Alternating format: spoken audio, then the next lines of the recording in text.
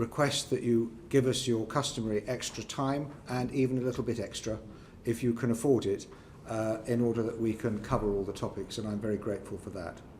I will do my best to oblige you as ever, Sir Bernard. I've got quite a lot on. I appreciate but that. I will do my best. Prime Minister, you're slightly hoarse of voice this afternoon. You can save your voice by giving nice short answers. And I will give the committee short shrift. Not if you keep me for longer. Short shrift if their questions are too long, though they are entitled to use their time as they please. So we'll go straight to the first topic. William Bragg, Chairman of PACA. Thank you, Sir Bernard. Good afternoon, Prime Minister. Prime Minister, can you understand the public mood that there is in much of the country about standards issues around members of Parliament and ministers, and care to reflect upon that in light of the events a couple of weeks ago? Yes, thank you, William. Thank you, Mr. Ragg. I think that there is a feeling that we need to be getting on and ensuring that we have the utmost propriety in our dealings with each other, with the public, and that the public can have full confidence in the system.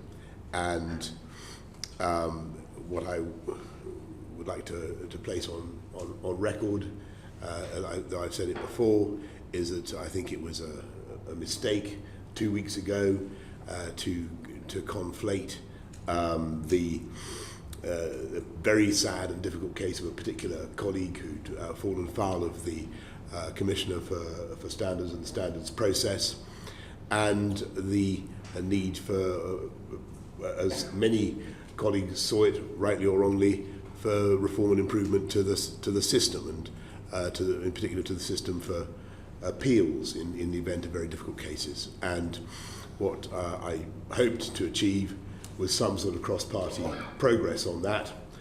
Plainly that wasn't possible.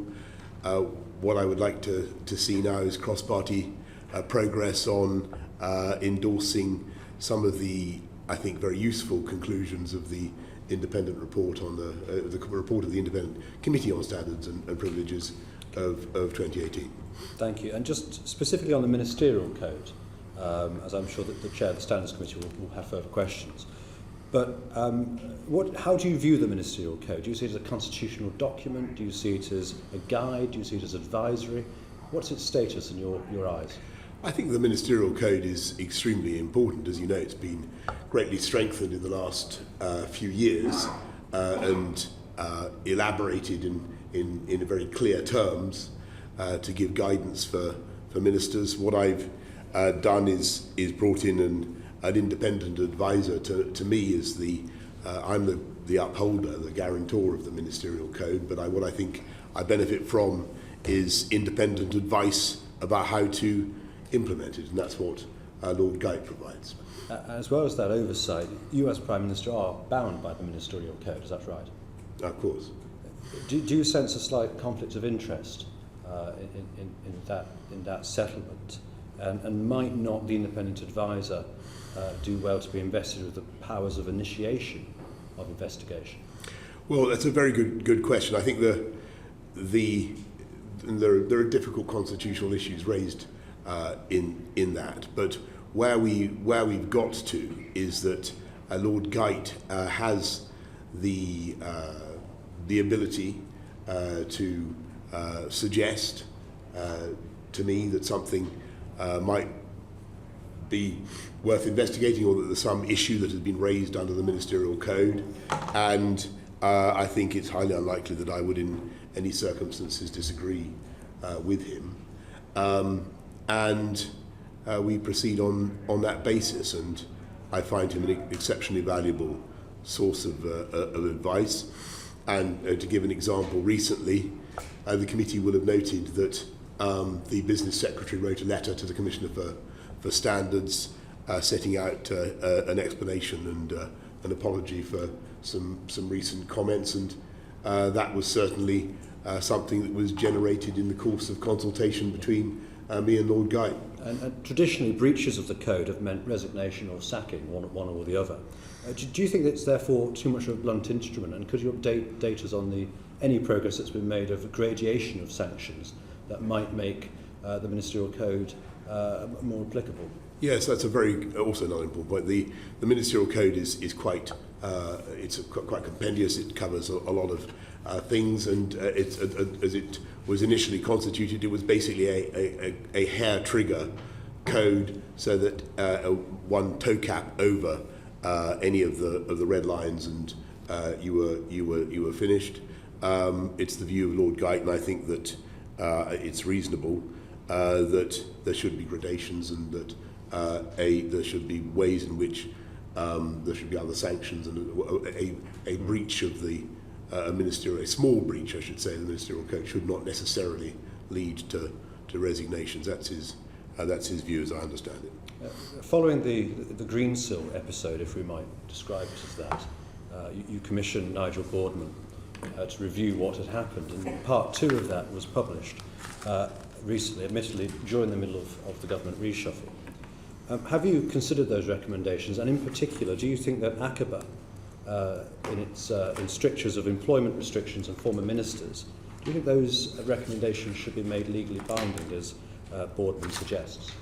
We're considering the Boardman recommendations, Mr. Ragg, and we will report back to you and to your committee. But in this moment, Prime Minister, what's your thoughts on that? I think your instinctive thoughts? I certainly think that the ACOBA process is invaluable, and it should be incumbent upon anybody leaving public office to follow those rules. Pretty toothless organisation, though. No, the people have to abide by the ACOBA rules, and the Cabinet Office, Simon Case and others, are leading work with ACOBA and Eric Pickles to see what improvements can be made, and we'll be reporting back. But with respect, they don't have to follow the recommendations. They can do what they like. They're issued a very polite letter, but they can simply disregard that, and there's quite a few examples of that has happened.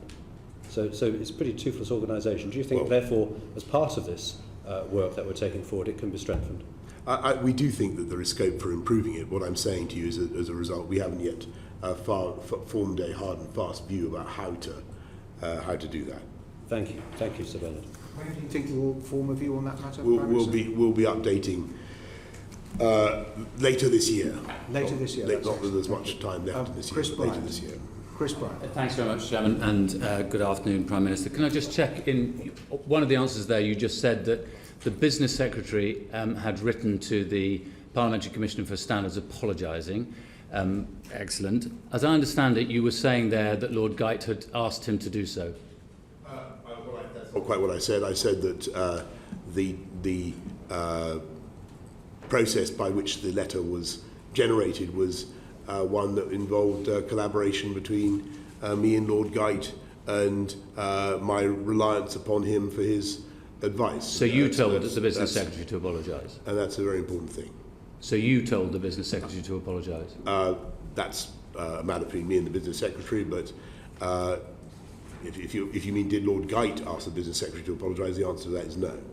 But you're not telling us then whether you did or didn't, because some of us might gently suggest to you that we were surprised that the Business Secretary would freelance when he went on the air. One presumed that you'd asked him to go on the air to call for the Parliamentary Commissioner for Standards to resign.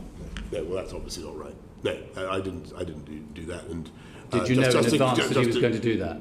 No, and just to clear the matter up, since I don't want to leave any ambiguity for the committee, I certainly thought it was appropriate for the Business Secretary to write in the way that he did, and supported him in that. Why is the list of ministerial interests only published twice a year? Because most of every year it's not even an accurate list of ministers, let alone of their interests. Well, the list of ministerial interests is there to be consulted. I think it's insofar as members also serve as those MPs, which of course the ministers also say MPs, which of course they do. Their parliamentary interests are there to be consulted and to be updated at very regular very regular intervals. Well, the Commons publishes a rolling register which includes everything every fortnight, and you can see the whole of the House of Commons on a single document. But the government tucks all the details for ministers away in 232 separate documents online. That isn't really transparency, is it? Well, I disagree. The MPs who are ministers, and that's majority of ministers, have to register all their interests in the parliamentary register. Oh no, but they don't, do There's they? the additional register of ministerial interests. Okay, so let me give you an example. If two MPs were sitting next to each other in a box, being wined and dined, guests of some business or industry body, one was a backbench MP and the other was a government minister. The backbench MP would have to register this with the House of Commons within 28 days, but the minister, and would have to give details of the amount that it cost, but the minister wouldn't have to register the amount of money that it cost at all, ever, and the registration would only appear 6 months later. That's just unfair, isn't it? Shouldn't there be one rule for everybody? Well, I think that what you get, I'm sure that most MPs would register their interest in if they've been taken out to dinner, they would register their interest in the register of MPs. So you think ministers should? I think that the system that we have is the one that I inherited, and it seems to work pretty well. But if you have recommendations, Mr. Bryant, to improve it, then I'm sure that the House will be interested to see them. Excellent, thank you. Can I just ask you, because I don't quite understand, do you think that Owen Paterson was guilty or not? I think it was a very sad case, but I think there's no question that he had fallen foul of the rules on paid advocacy, as far as I could see from the report. I think the question that people wanted to establish was whether or not, given the particularly tragic circumstances, he'd had a fair right to appeal. He had an appeal. His appeal was heard endlessly, both by the committee. Yes, but Mr. Brown, I wish to restate that informing the impression that the former member for North Shropshire had not had a fair process, I may well have been mistaken. But that was certainly the impression that many people seem to have. Theresa May said yesterday that your actions over this case were misplaced, ill-judged, and just plain wrong. Well, I think I've said several times now that I do think it was a mistake to conflate, as we did, those two things. A particularly difficult case. It's not often in our House of Commons when a colleague suffers a family bereavement in the course of an investigation. There was quite a lot of feeling about it, and for that reason, in a spirit of compassion, I thought it might be useful to see whether there was any cross-party support. But you didn't approach cross-party at all, did you? You told John Whittingdale that there was a cross-party agreement to set up this committee, but that wasn't the case, was it? So it would seem. Well, why did you tell him that? Well, I can't comment on that conversation since I didn't have it. But what I can say is that I believed that there would be cross-party support for the idea. How did you believe this? Just out of your head, you came up with it. It was put to me that people. By whom? By colleagues, that people would feel, and indeed I was fortified in this by the reflection that many people would have felt that this was a particularly difficult and sad case, and many people across the House would have felt a degree of sympathy for the member for Shropshire North, and would have thought that in those particular circumstances that it might have been possible to consider whether the process was capable of improvement. And I'm very And the, willing and to the, accept, and, yeah. I'm very willing to accept that I was mistaken in that belief. The problem is that you say that the country's not corrupt. But what Owen Paterson did was a corrupt practice. It was lobbying ministers and officials on behalf of his paying clients. It's a corrupt practice. I can see and the danger is that you've just tarred up, but by all of this, you've tarred the whole of the house with the same brush, and yourself, haven't you? It was, as I said, if you recall what I said, Mr. Bryant, at the Prime Minister's questions on that Wednesday, I began by saying that paid advocacy and lobbying is against the rules, and anybody who does that should be properly penalised. That was how I began. So the intention genuinely was not to exonerate anybody.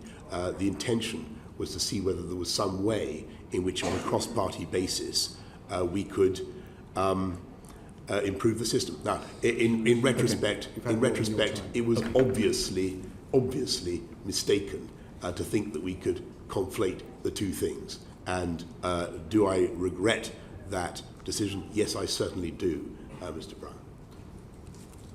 Looking forward, Prime Minister, you will accept the recommendations of the Standards Committee that are agreed between the parties, that have the consensus. You will.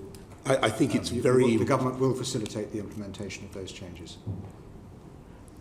Which changes? Whichever changes the Standards Committee comes up agreed between all the parties. Yes, I think what we're saying is that there should be. I mean, are you talking about changes to the standards system? Indeed. Of course, and I hope that there can be a cross-party progress on that. And I further hope that there can be cross-party progress, whether in the Standards Committee or in some other cross-party body of the House, on the issues that I described earlier and I described in the House, relating to the conditions and the stipulations under which we serve and we are able to have outside trades, callings, professions, interests, and so on, which, as the Independent Committee has said, is of use to the House. And just following up the question raised by Mr. Ragg, for which I have great sympathy, because his committee under my chairmanship reached the same conclusion about the ability of the independent advisor to instigate investigations. I still don't understand the objection that you have to this, which you say you will almost always accept his recommendations to have an investigation. Now that you are going to be encouraged to take control of the sanctions and mitigate the sanctions to reflect circumstances, what is the objection to allowing the independent advisor to instigate his own inquiries? I don't understand it. Well, thank you. So what the independent advisor, you mean Lord Geit? Yes. The Ministerial advisor. So what Lord Geit can certainly do under the new dispensation that we've agreed is that he can suggest to me at his own initiative. But under what circumstances would you want to veto that? At his own initiative, and something that he thinks bears investigation or needs to be corrected, or where something has gone wrong. And as I said, I think in my opening answer, it's hard to think of circumstances in which I would want to overrule him. Well, I can't imagine any either. So why not just give him the power? Well, I think I think the situation. I hope the balance. I think people can see that the balance of the situation is, I think, well judged at the moment. Yvette Cooper, Home Affairs. Thank you, and welcome, Prime Minister. Can I just follow up, just clarify quickly, just some of the responses you've just given to William Ragg and Chris Bryant. This is an area where we really need clarity, given your important role. And you used a slightly odd form of words in response to William Ragg. You said it's a mistake to conflate the sad and difficult case of a colleague who has fallen foul of the Commissioner on Standards. Could you just clarify, do you believe that Owen Paterson broke the rules? Yes or no? Yes, and at least that seems to me to... Yes, I do. What we would, as I said at the beginning of the PMQs 2 weeks ago, we did not seek to in any way minimise the importance of that. People who break the rules on paid advocacy must You are still qualifying it. You're still saying, well, it seems to me. Do you recognise that given your responsibility to uphold the ministerial code, to uphold the rules, to uphold the standards, it's really important that you should not give any impression that when there is an independent report that found on 14 occasions of paid lobbying, that somehow you think that's okay? Can you clarify? You don't think it's okay, and you don't think that what Owen Paterson did was right? Of course I don't, and that was the first thing I said when I began on this subject 2 weeks ago. Okay. And frankly, I think I think it is extraordinary that colleagues sometimes do behave in this way, and it is quite right that the Commissioner is able to investigate and to hold them to account.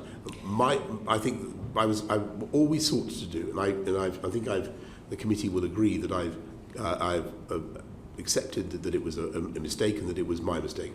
All we wanted to do was to see whether, in view of the particular and frankly tragic circumstances of the case, there was any scope for cross-party agreement on an appeals process. That was all we were trying to do. And given that you have said that you did ask the Business Secretary to apologise, the Cabinet Office Secretary has also apologised, would you express your own regret for not having said 3 weeks ago that Owen Paterson broke the rules, which would have provided clarity about the standards that you expect to be upheld? Yeah, I began 2 weeks ago, I think it was, by saying that those who broke the rules should pay a price. No, the issue is whether you should have said 3 weeks ago. Yes, in retrospect. Yes, Thank you. Yes, in retrospect, it might have helped a bit if I'd said that I believe that Owen had broken the rules as far as I could see.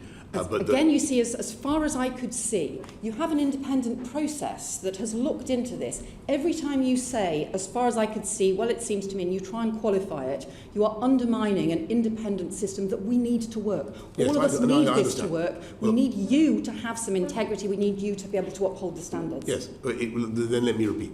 It was clear to me that he'd broken the rules. He'd fallen foul of the rules that we have in Parliament. And I made clear at the outset of my statement, my first answer in PMQs, that for me, that's something that deserves punishment. My question was, in all humility, given the particular circumstances of the case, whether there was any cross-party support for improvement to the system. That was what we were trying to achieve. I can now see that was a mistake. I also think it was a mistake not to go ahead with the 2018 report of the Independent Committee on Standards in Public Life, and I think the House should have implemented those conclusions as well. And do you also accept that the problem is that with all the prevaricating, with all of the attempting to still be defensive about the things that actually everybody accepts that you got wrong, that whether it is I'm not remotely prevaricating.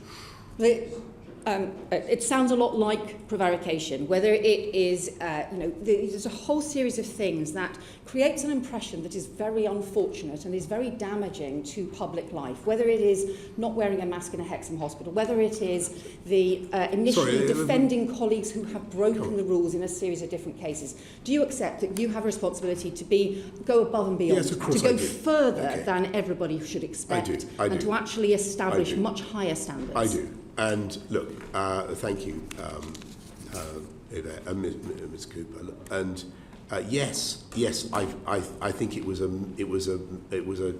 total mistake not to see that Owen's breach of the rules, Owen, the former member for North Shropshire's breach of the rules, made any discussion about anything else impossible. And I totally accept that. But as for not wearing a mask in Hexham Hospital, which you wrap up into my general litany of crime, can I just say that actually there was barely 30 seconds when I wasn't wearing a mask. I walked out of a room mistakenly not wearing it. I then put it on as soon as I realised I'd made that mistake. I apologise for it, but most pictures of my visit to the hospital will show that I was duly masked throughout the remainder of the visit, and I was masked on the way in to the visit. I thank you for giving me the opportunity to clear that up. Let me briefly and ask you around the. I'm not actually, because it didn't start till 3:20. Let me ask you then briefly just around the violence against women and girls. Less than 1% of actual rapes are prosecuted, less than 2% of reported rapes. You've set a target to get prosecution rates back up to the 2016 levels by the end of the Parliament, but you've said that it's going to be really hard to meet that target, even though it's only 11%. So why is that? When it is such a shocking crime, why are we effectively letting 99% of rapists off and letting so many victims down? Yvette, Mrs. Cooper, that's an incredibly important question, and it's something that I am campaigning on, working flat out now in government. I lead the Crime and Justice Task Force. This is our number one priority. You ask why it's so difficult. There are many reasons, but there are, as you will recall, there was a particular case in 2018 in which the evidence from a mobile phone was used by the defence to exonerate an alleged perpetrator of rape, and since then I'm afraid that there has been a huge reliance on mobile phone data by Defence Counsel. If I could, it's a very important point. I understand. And let me just I just want to know what we're doing about it. This is the top priority. You've said that it's your top priority for police forces, but you have refused to put it in the strategic policing requirement, which includes terrorism, child exploitation and organised crime. Will you review this and now put, if it is your top priority, will you put it into the strategic policing requirement and make it a requirement for forces across the country? So we're making it the top priority for our police. And Maggie Blythe, the Deputy Chief Constable, has taken over the lead for it. We're insisting that mobile phones are handed back to victims within 24 hours. This is one of the reasons we have such victim attrition, which is one of the reasons we have such low prosecution rates, because victims don't feel confident in the system. We're going ahead under Section 28 with allowing victims to pre-record their evidence to give them more confidence. And we're putting a lot of money into ISVAs and IDVAs, independent sexual and domestic violence advisors, so that they can help victims through the very difficult period of the trial, again to stop this attrition by victims of victims and the failure to prosecute enough people. We're also investing in many more prosecutors. Caroline Notes. Thank you, Chair. Do you agree that there's a ladder of offending when it comes to violence against women and girls, and that those who might perpetrate crimes like indecent exposure then move on to far more serious crimes like rape, kidnap, murder? I do believe, thank you, I do believe there is evidence to support that. And if you look in particular at the case of Wayne Couzens, that was something that frankly should have been picked up. And that is unquestionably going to form part of the investigation into what went wrong in that case. Could there also then be a case to make crimes like public sexual harassment a specific crime, perhaps through the passage of the PCSC bill, which will come back to the Commons soon? Well, we have, thank you very much, we have quite a lot of statute of one kind or another against serious assault, sexual violence, rape, and as Yvette Cooper has just been saying, the tragedy at the moment is we're not, and harassment, we're not enforcing these enough as it is. And I have to think about how really to tackle the crimes that the public want tackled, rather than widening the range of human conduct that we ask the police to criminalise and enforce against. What I want to see is proper enforcement of the existing law, and as Yvette was saying, prosecution, much more prosecution for those who are accused of rape. And at the moment, that's where the numbers are going wrong. Having agreed that there's a ladder of offending, should we not have a plan to intervene earlier before those who are harassing women become sex offenders? I think that what we need to do is, rather than expand the sphere of activity that we criminalise, we need to prosecute people more effectively and more successfully for the things that are already criminal. And there is abundance of statute that is not now being properly enforced, and that's what we're putting our investment into. Baroness Newlove has an amendment down to the PCSE bill that would make misogyny a hate crime. Do you have any views on the progress that has been made in encouraging women to come forward, and the 75% of them in Nottinghamshire, where the pilot's being carried out, who now feel that they have had a positive outcome? And shouldn't we expand that? Well, thank you. I'll study what Baroness Newlove has come up with, and I'm glad that women have the confidence to come forward. That's always very, very important. But I think the best way forward, the best way to tackle misogyny and to give women confidence, is to deal with the abundance of courses of conduct that are already illegal and that we are not doing enough to tackle, that we're not prosecuting enough, in particular rape. And that's why we want to double prosecutions for rape, but we are now seeing a small increase. You're right to focus on the efforts that are going in to increase rape prosecutions, but one of the real challenges is the way women don't feel confident to come forward and report incidents. Isn't it fair to say that if public sexual harassment was a specific crime that they could point at, that the police could point at, and indeed that the Crown Prosecution Service could point out, you actually might see women with more confidence to come forward?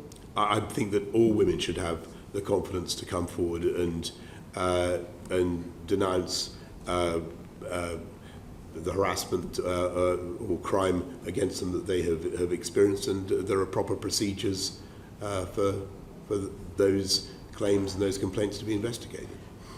One of the cultures underpinning male violence against women is the easy access to extreme, violent, degrading pornography. Can we have any confidence that the online harms legislation that you've said we're going to get to vote on before Christmas will do anything to address that? We know that people like Wayne Couzens access that sort of pornography. Should we be doing something to stop people like him from getting access to it? I think that's an incredibly important point, because I do think that it is, you look at the evidence of people like Wayne Couzens, not just him, but also, I'm afraid, terrorist offenders, many others, it is clear that people are coarsened and degraded by this stuff, and we will see what we can do. The technological difficulties are quite extreme, but it's up to the online giants to make sure that they don't have this stuff on their systems, and we will take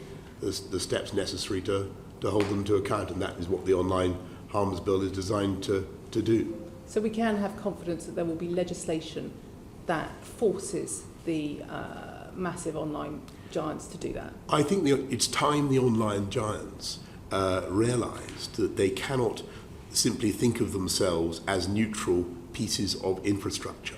They are publishers, and they have responsibility for what appears on their systems. And the online harms bill is designed to give effect to that distinction. One final question quickly, Bernard. If there is a challenge around the culture that underpins male violence against women, should we start addressing that in schools, and should we look to be making consent classes compulsory? I think that kids nowadays are given much better and more balanced instruction about these questions than was the case even 10 years ago. Never mind 20, 30 years ago. But there is a way to go, and it's certainly something that I'm willing to look at. Thank you. Julian Lightfoot, Digital, Cultural, Media and Sport Committee. Thank you, Chair. Good afternoon, Prime Minister. Do you think that acts that are illegal offline should be illegal when committed online? Give an example. Cyber flashing. Say Cyber flashing. I can give you a description if you like, Prime Minister. cyber flashing. Yes, sorry. Yes, I think on the whole, cyber. I don't care whether flashing is cyber or not. It should be illegal. Okay. So if that's the case, will you commit to expand what is at present the definitions of online harms? At the moment we look at terrorism and child exploitation, which places a specific duty of care, following on from your answer to my honourable friend, on the social media giants to include such crimes as flashing and assisting self-harm, pushing people towards suicide, Prime Minister, on the face, crucially, on the face of online harms legislation, on the face of the bill. I thank you, Mr. Knight, very much for your suggestion. I will make sure that we look at it. And as colleagues know, the online harms bill is due to leave the joint committee. With respect, though, Prime Minister, the difficulty we have is that there isn't going to be another online safety bill in this Parliament. There may not be one in another Parliament. So are you prepared to shun the opportunity right now to protect women and girls from such vile acts such as we described before, cyber flashing? Yes, the answer to your question is yes, I certainly, if we can do something in the online harms bill to stop cyber flashing, which is something that is clearly a scourge that is developing, then well, it's not just about that. It also folds into the whole violence against women and girls and the whole strategy around this. That here's a key piece of legislative intervention that is going to be put before the House, and so far the scope is so narrow with all the lobbying that goes on. It's just the idea that maybe perhaps if you can draft something that will capture it, and let's have a look at it. And it sounds like a useful. Given there's a 5-day different time lag between the reporting of the Joint Committee and the promise to present legislation, just to be clear, will we have the second reading, as you promised at the dispatch box, of online harms legislation before Christmas? Yes or no? I think that depends on the Joint Committee, I'm afraid to say, as far as I... But Prime Minister, you said at the dispatch box that you will bring the legislation forward before Christmas. If the Joint Committee can conclude its work well, in due time. With respect, Prime Minister, they are charged with the House of Commons of doing that 5 days earlier. So you'll have 5 days between the Joint Committee reporting and the legislation, as you promised at the dispatch box, being presented to the House. Will you do that before Christmas, yes or no? Well, if the Joint Committee reports in time, then yes. Well, then they will report. So you'll have 5 days. You'll do it if they report 5 days before. We will report as soon as we can after the Joint Committee has concluded its work. If it can be done before Christmas, I think that would be a great thing. But as far as I understand it, the Joint Committee is due to report before Christmas, and after that, I don't know what the delay might be between bringing it back before the House. Another thing, Prime Minister, you said at the dispatch box is that you wanted to see the potential criminal sanctions for social media giants if they fail in their duty of care. That leaves a lot of wriggle room with the word potential. I'd like to find out for you what you actually have in mind. Will you incorporate a criminal sanction in the bill, in primary legislation, rather than incorporating the potential at a later date for the Secretary of State to introduce secondary legislation to thereby introduce criminal sanction? Criminal sanctions now, or at the discretion of Secretary of State? I share your anxiety, Mr. Knight, about the deferred sanctions that we're currently looking at, and let me take that away. All right. So, is that just a takeaway, or do you actually think that they should be in place in the bill itself, rather than just? Let me put it this way: I think that we want the strongest possible deterrent and the strongest possible sanctions against people who run online companies who are allowing a torrent of hateful stuff to appear on their on their networks. Just final question, Prime Minister. You said on the 24th of March in liaison committee to me that you would ensure that EU visas for creatives and those who are in the touring industry would be, I don't quite here, would be sorted. You'd get it sorted. Since then, the DCMS has had a total of 4 meetings, all with Spain, not with any other of the countries. We have the issue of Lord Frost failing to attend my committee for a long period of time until I had to put him point of order to the House. So, Prime Minister, is 4 meetings in 8 months? How's that getting it sorted? Well, I'm very grateful to you and for the work that you're doing. I know that at least 20 member states, including France and Germany, now offer visa and work permit free routes for touring musicians. And I think I read just yesterday or today that there had been a progress made in Spain. So we are continuing to. Does that not show, Prime Minister, may I say, that actually meeting them does actually make a difference? That we should actually go and meet our bilateral partners in order to negotiate these deals? Because the issue is that we are losing huge swathes of the touring industry, and we were the centre of touring. It's far bigger than many other industries that we take a lot more time over. So I just wonder whether or not it would be actually now time to genuinely face up to this and to go and have these bilaterals. But at the same time, the idea of these other countries we have done, that was a press release that was released several months ago, and frankly, take my word for it, nothing has happened. Nothing has happened since March in terms of progressing until very lately as a result of those Spanish negotiations. Okay, but I fully accept your criticism.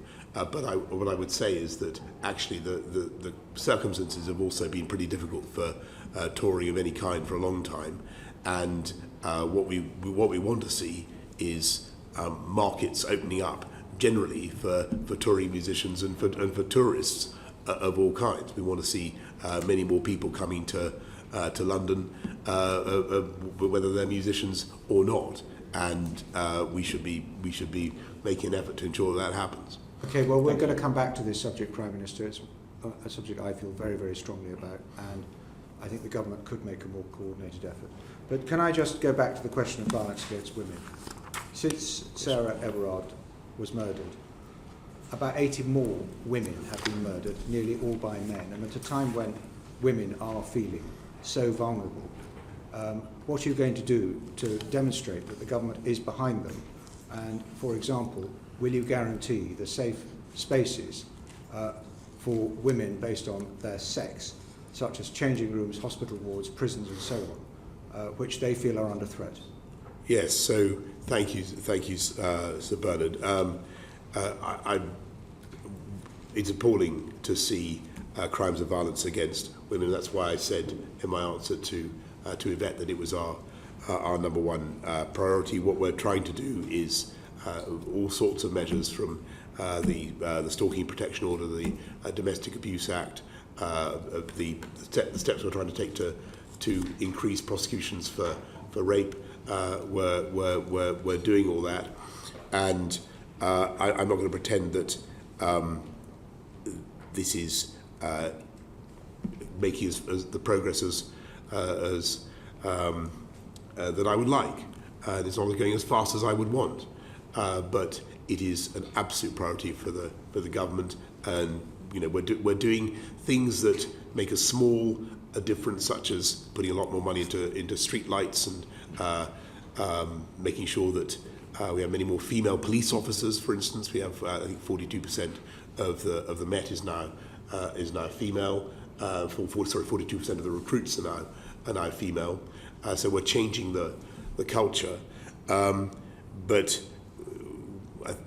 we will not rest until women have confidence in the system, confidence in the streets, and confidence that they will get justice when they're attacked. And you've been clear in a message to the Joint Committee looking at the Online Safety Bill that you would like them to include extreme violent pornography as harm, an online harm, and we need to protect our children from that. I do think that, yes. Thank you. I do think I do. So can we move on to, we're miles behind, of course, Bob Neal.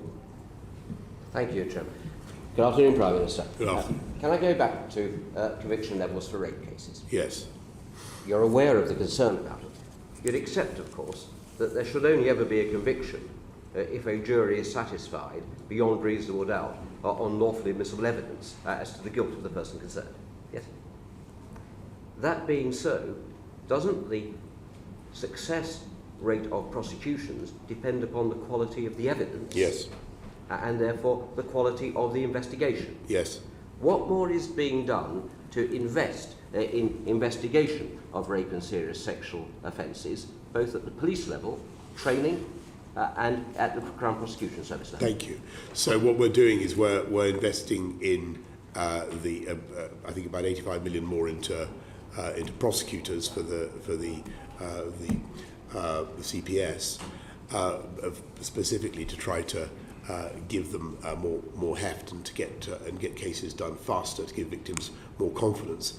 But what we're also doing, I chair the Crime and Justice Task Force, and I bring together the ministers responsible for all of this, from Lord Chancellor, Home Secretary, Minister for Policing and Crime, and so on. And what needs to happen is that the CPS, the prosecutors, and the police need to work absolutely hand in glove from the outset, rather than constantly passing the buck between each other about who has failed to assemble the requisite evidence, and who's left the file in the wrong condition. That's basically been one of the problems. So we're beefing up the CPS, but also trying to have much greater integration and grip by the police and the CPS together. That's a fair observation, but also it's going to require resource to do that, isn't it? It is. Are you going to make sure that continues to be funded? We are. Can I also make the point that you referred to disclosure and the Allen case? Would you accept that actually the right to disclosure of unused prosecution material, which may actually assist the defendant or may actually undermine the prosecution's case, is a fundamental safeguard in the system? Yes, I do of course agree with that principle, but I think what has happened, sadly, is that a great deal of data and information has been mined from mobile phones, and that has produced pain and embarrassment and discomfiture on the part of victims, and has discouraged them from continuing with the case, and perhaps even deterred people from coming forward. And that's why it's vital that we delimit what the police can use in evidence from a mobile phone, restrict it to what is actually germane to the case, and make sure the phone is handed back within 24 hours. Would you accept that that could be assisted by further investment in technology for the police and the Crown Prosecution Service to search digital material by artificial intelligence in the way that happens in serious fraud cases? Will we put the money in for that? I do accept that this is an area where technology has moved very fast. Evidential demands, the demands upon the CPS and the police caused by this huge quantity of data have been very severe, and we need technology, artificial intelligence, to winnow it out, to get to what is actually necessary for the prosecution of the case. The other great cause of victim attrition, of course, are delays in bringing cases to court. That requires courtrooms, lawyers and judges. Will you be reviewing the level of funding made available to the court service and to defence lawyers to ensure that you have good quality lawyers who can handle these cases in a sensitive fashion on both sides of the case? Yes, well, I have the utmost esteem for the legal profession, and I'm sure that they will do an excellent job. But what we are doing to invest in in speeding this up is we've got to try to clear backlogs in courts, as you know, and so we're funding 32 more Crown Nightingale courtrooms until the end of March. We've got courtrooms that you talk about technology, and you're quite right. We are equipping courtrooms with cloud video platforms, enabling more than 13,000 cases to be heard virtually. every week, and we've removed the limit on the numbers of days the Crown Courts can sit, and so forth. We've got a new super courtroom in Manchester, and we're working flat out to bust the backlog. Certainly, people are working flat out, and I know the judiciary and lawyers are. But are you also aware, however, that on a number of occasions recently, serious cases have had to be taken out of the list because lawyers were not available, either to prosecute or defend them, or because judges are not available. And that is because experienced lawyers are leaving the profession because of the low levels of pay. You have the chance to put that right with Sir Christopher Bellamy's review.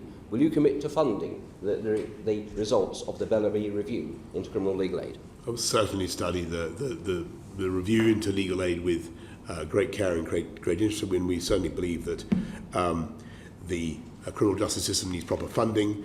We've provided 150 million this year for victims and witness support services, getting back to the earlier points I was making, and the spending review gives another £500 million to the criminal justice system to help recover from the pandemic. Thank you. And one final thing, another cause of delay is the length of time under which suspects are released under investigation rather than being bailed. That can last for many months and even years. The policing minister committed in Westminster Hall to reform of that. When are we going to see legislation to reform our RUI and go back to the previous system where you had time limits on bail brought forward? I'm certainly very attracted to setting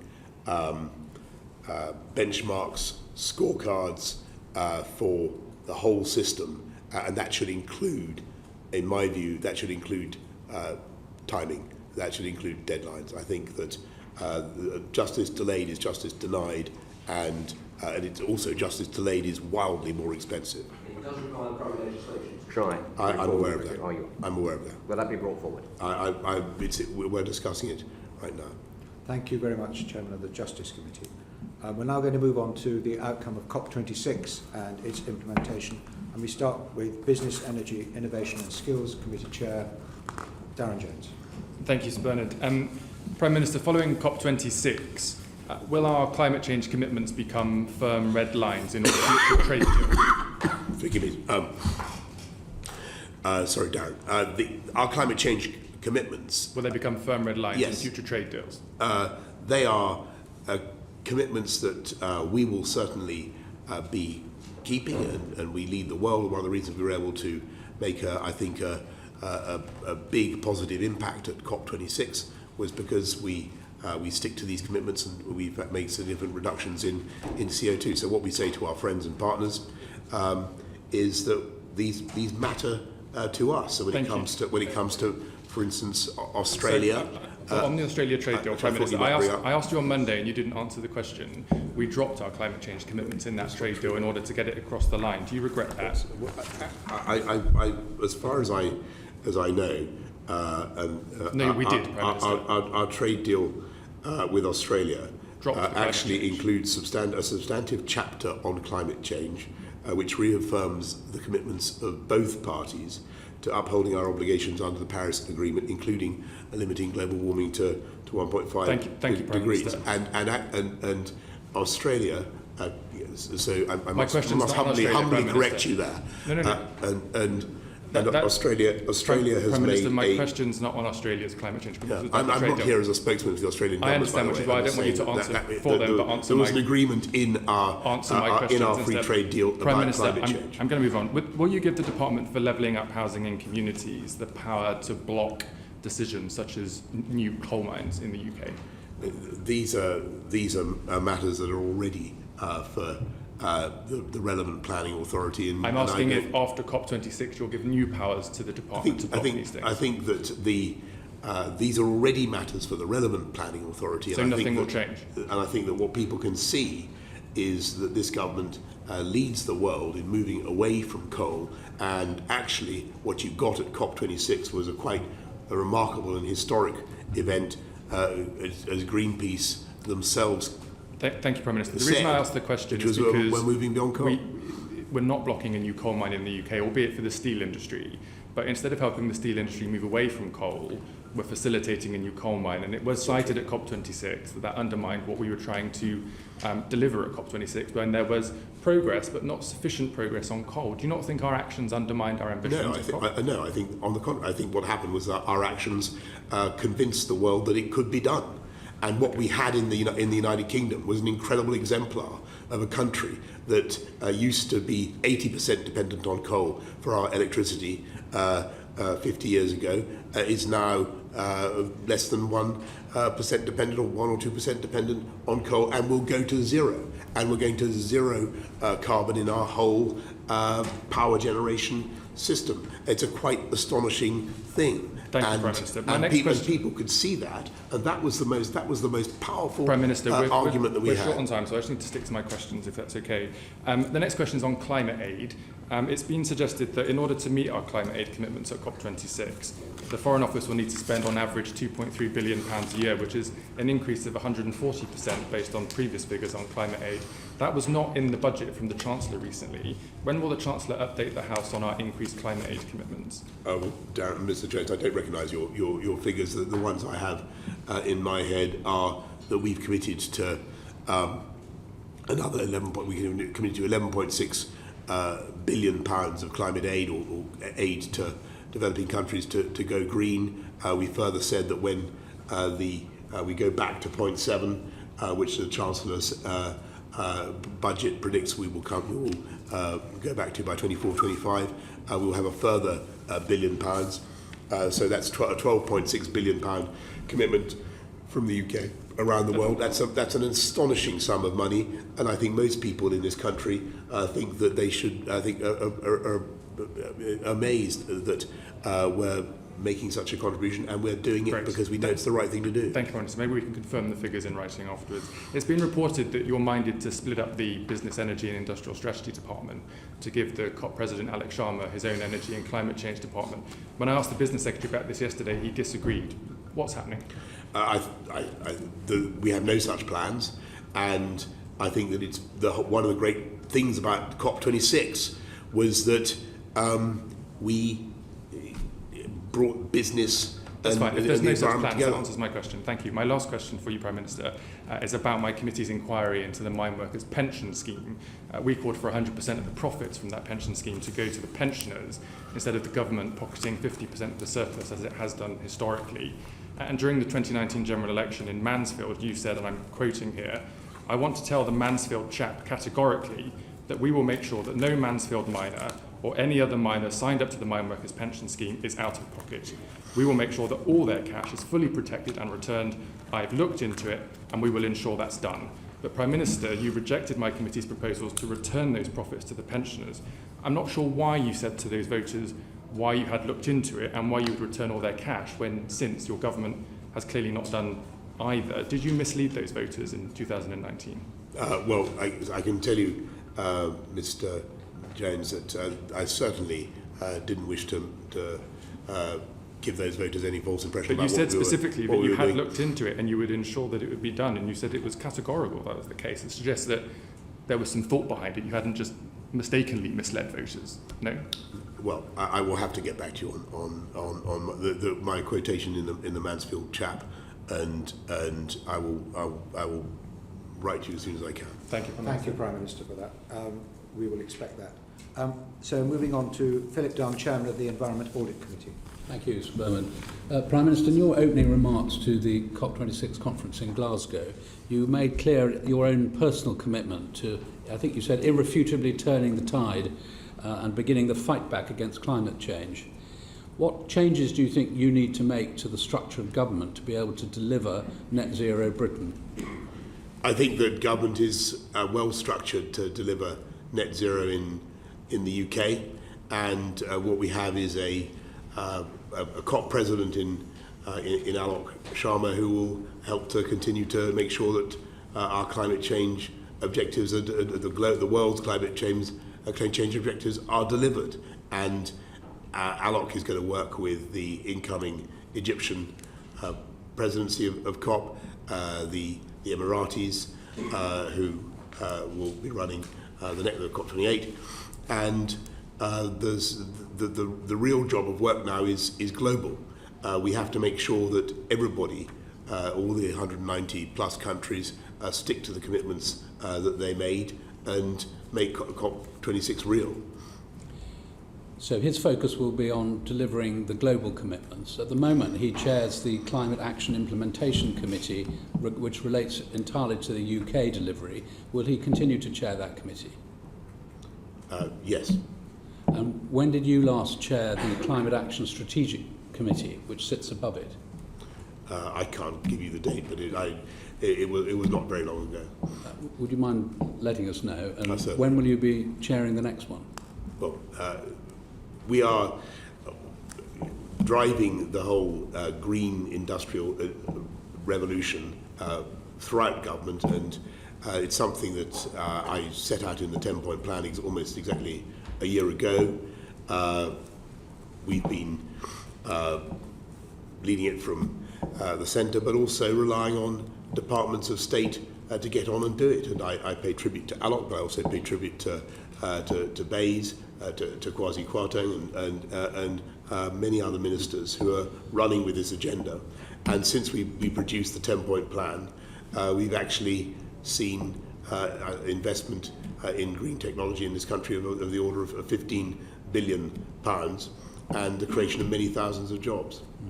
I think that is the point, Prime Minister. You've set a plan, you've set a strategy, and I think there was good coordination in developing the net zero strategy across departments at civil service level. But the challenge is that the base department, only a sixth of its activities relate to this agenda, and other departments at the moment are being left more or less to their own devices to deliver, and there isn't the kind of oversight which would allow you to ensure they are delivering. Well, that's not true, because... Well, we're behind on the fourth, the fifth and the sixth carbon budget projections for the coming... Yes, but the oversight is being given by me, because we are driving the green industrial revolution, the 10-point plan. So on CP6, for instance, the only way to do that is to put in the cleaner, greener forms of heating, and that is something that we're continuing to push on very hard. It will be tough, but it can be done. And I think the lesson of clean technology over the last 20 years or so is that provided government gets behind it and shows that it's committed to it, the price will come down. The price of EVs is now falling. The price of wind and solar have fallen very sharply. If the COP President is going to continue to chair the Implementation Committee, which I think sounds like a good idea, although it's UK focused, it will be diverting him from his global role, which seems challenging for him. Will you discuss with him the remit, the composition and the reach of the committee to make sure that they have the necessary powers to deliver across government? Because all the evidence that we've had before our committee is that there is considerable lack of joined up activity across government to deliver this agenda. We have multiple ministers appearing before us, and they regularly say they don't have responsibility for the subject that we're talking about. Well, the whole of government is working to deliver this agenda, and you can see the efforts in the results that they're producing, because we are securing record sums of investment in green technology, we're reducing our carbon output, and we're creating many tens of thousands of jobs. My final question, Prime Minister, is the UN Secretary-General said in his opening remarks that his intent for the next year is to establish metrics to measure performance by countries in meeting their NDC commitments at COP.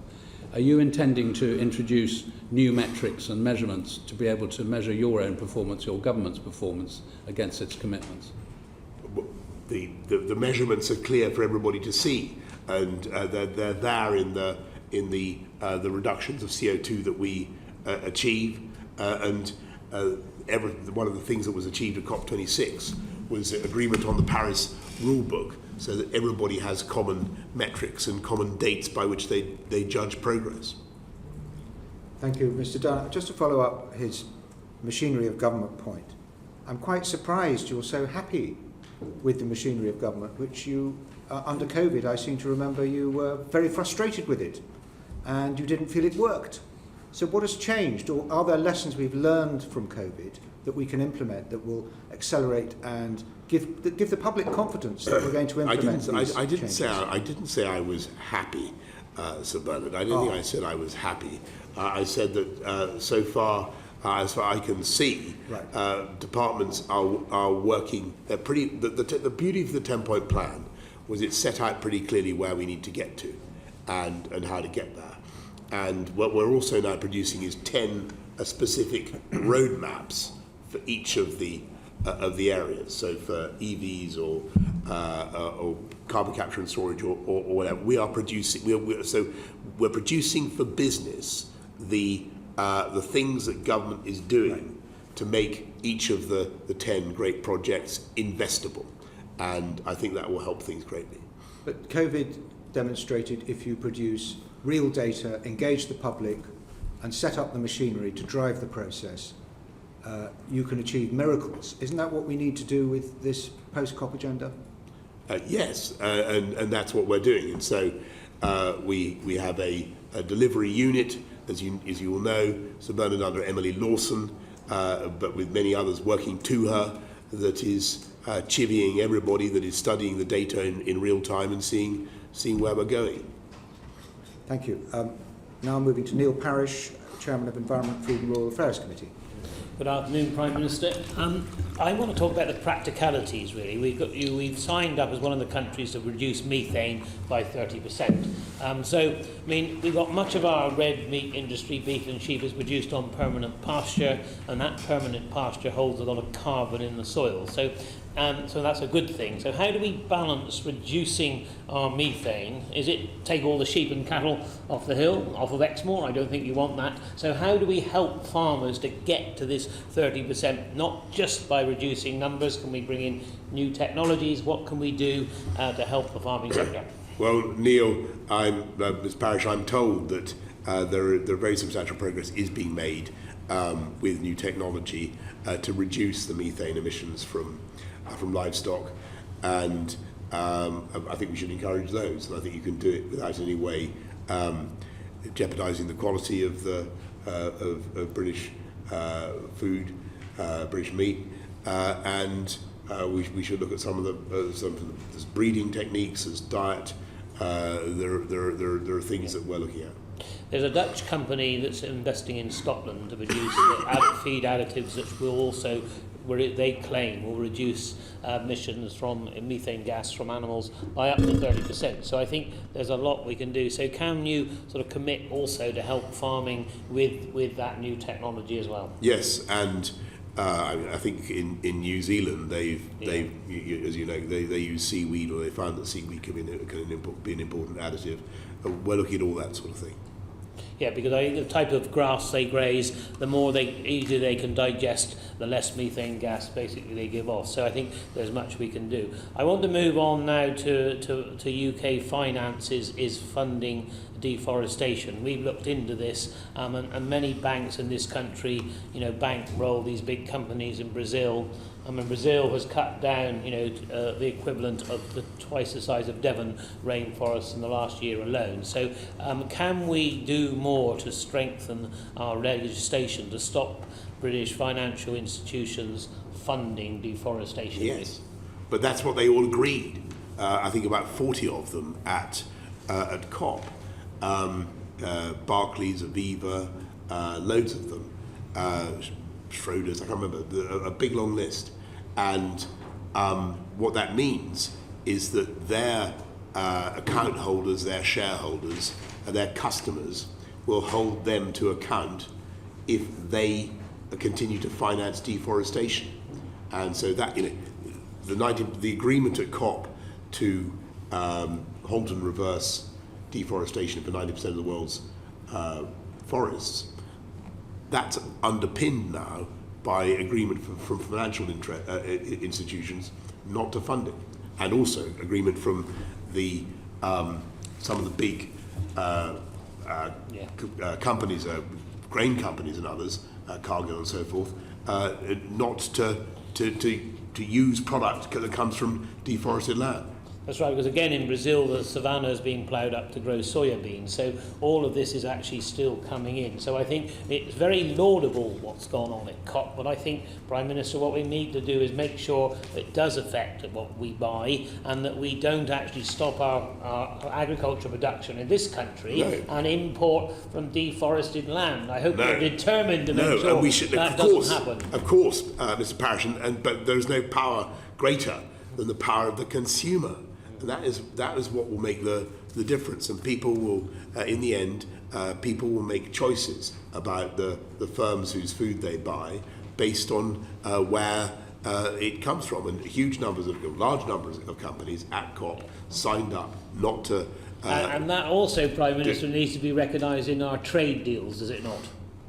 Well, I certainly think that you can make a lot of progress in these areas on trade deals. And all the countries concerned that we're doing trade deals with, as you know, signed up, I think, to the compact on forests. Right, provided that we're not importing that food that's from deforestation. Finally, just on plastics. I mean, we are, plastics are predicted to being a bigger carbon emitter than coal, and I think you are dedicated, like I am, to actually reduce the amount of plastic used. The trouble is a lot of the government efforts at the moment are about tackling plastic waste and recycling. Now that may be laudable, but in the end, if we could actually reduce the amount of plastic we use in the first place, I think would be a much better... So what initiatives do you see? Do you tax some of the original plastics when we make the plastic in the first place? Because you've got to have a method of actually reducing the amount of plastics we see being used. Yes, you're completely right that the answer is not recycling, and as you know, we're bringing forward measures to stop the export of plastic waste to developing countries, as we said we would in the manifesto, which I think is right. But you've also got to stop the needless domestic consumption of production of plastic stuff. So that's why the charging for bags in supermarkets has led to a 95% fall in bag use. We're banning, I think, stirrers and so on and so forth. We just need to get the deposit return schemes things going. They've all been delayed. So, can you give us assurance that, when it be bottles or what it may be, that we actually get that also up and running? Yeah, but what we also need to do is recognise that the best answer is reduce. Reduce comes before reuse or recycle. Yeah. Reduce. And there are alternatives to plastics. So we look forward to new government initiatives. I think it's seaweed again. I think it's seaweed maybe one of the key. Seaweed seems to be the answer for everything, but it's not just seaweed. There's plenty of alternatives. Can we move on? Sarah Champion, Chairman of the International Development Committee. Thank you, Chair. Prime Minister, can I just take you back to an answer you gave to an earlier question about relationship education? It should have been mandatory in all primary schools in September 2020, but that's not happened. Could I ask you to intervene and make sure it is mandatory, because it's the key to preventing child abuse and violence against women and girls? Let me look into it. I'm afraid it's something that hasn't really been brought to my attention before. I will look into it. As far as I can remember, hasn't been brought to my attention before. I will look into it. Thank you. Can I turn to Afghanistan? Yes. I'm sure you'll agree with me. It's looking like hell on earth over there at the moment. You've got the drought, you've got the flooding, you've got the conflicts, you've got millions of displaced people, the infrastructure collapsing, and more than half the country facing starvation over what's going to be a very harsh winter. I really welcome the fact that we're committing to put in more aid, but I wonder if you could speak on how you actually see that being delivered and when you see that being delivered. Well, we're making sure that we've doubled aid to 286 million, as you know, pounds. We're working as fast as we can to ensure it gets to the people who need it. You're right that the situation is grim. The problem, Prime Minister, how much of the delivery, particularly on the healthcare, was done by women. And of course, if we're expecting them to step up and deliver the aid, that's putting them in the face of danger. I appreciate that point, and we must make our position clear to the Taliban authorities that we expect them to treat women fairly and equally, as is obviously expressly provided for in the Quran, and we must also engage with the Taliban. This is a slightly controversial thing, but I was strongly of the view when Kabul fell and we had the change of regime that there was no point in the UK just standing on the sidelines and failing to engage with the Taliban. They may not speak for all Afghans, far from it, but they are some kind of authority in Kabul, even if a very imperfect authority. The UK must try to engage for the sake of the people that we are talking about, if we're going to get aid through. So that's why we sent Sir Simon Gass out, who did an outstanding job in talking to the Taliban. It doesn't because we necessarily relish the things that they have said or done, but we see practical advantage for the people of Afghanistan. Thank you. Prime Minister, going back to climate change, how much of the 12.6 billion that you've pledged for climate finance will actually be spent on loss and damage? I can't give you the figure now, Sarah, but I'll write to you. Loss and I think one of the reasons we got an agreement at COP26 was because we had the chapter on loss and damage. How much I think I'm sure the answer is out there, but I will come back to you. Thank you very much. I really welcome that you've signed up to phase out fossil fuel subsidies. So does this mean that you will now also change your policy on supporting fossil fuel projects in low and middle income countries through your UK Export Finance Organisation and the money that you give to the Commonwealth Development Corporation? Yes, what we want to do is for middle income countries and for every country that's having difficulty moving past coal, which is loads and loads of participants. The UK has pioneered with our American and European friends a new model, the country platform, where we set out the portfolio of projects that we want to support, but where we want the SMEs, the private sector, the big banks to come in as well. And these are projects where people can make a good profit as well as helping to cut CO2. So that's what we're working on. Excellent, because the problem at the moment is the exceptions to that rule are pretty broad. So if you could take to look at the guidance that's being given to our finance institutes to try and close that, that would be really appreciated.